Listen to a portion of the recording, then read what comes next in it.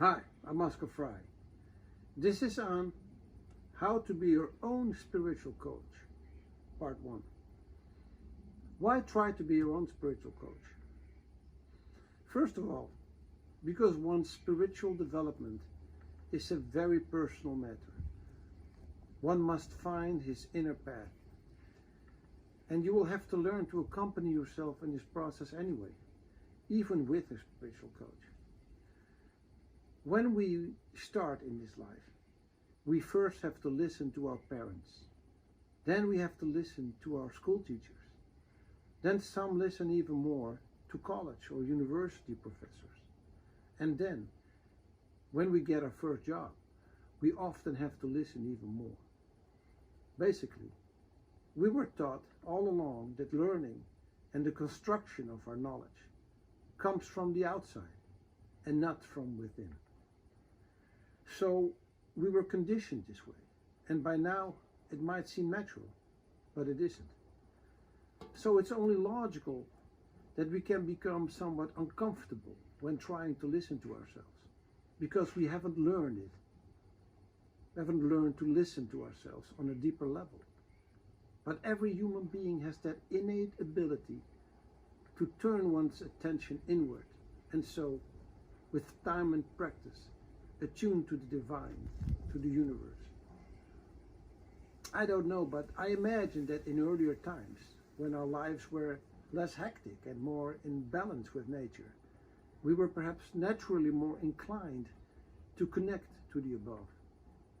But nowadays we seem to give more importance to all the high-tech stuff that seems to take over our lives.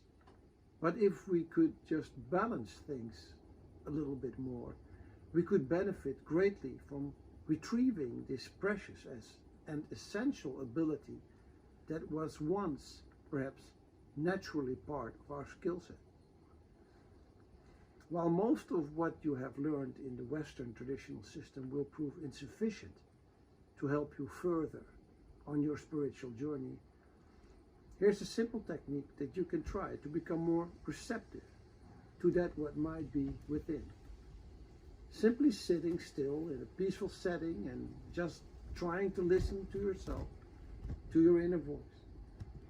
By calming the mind and introducing moments of meditation, one becomes more receptive to any form of inspiration, and so develops one intuition. These techniques, when practiced, will naturally become part of your way of life and will make you calmer, helping you to accept things as they are. And with time and practice, it might help you to find the answers to the issues you are dealing with. So we see that in the light of coaching oneself spiritually, the best move you can make is to try to connect yourself in meditation to the all-knowing, the divine, the universe.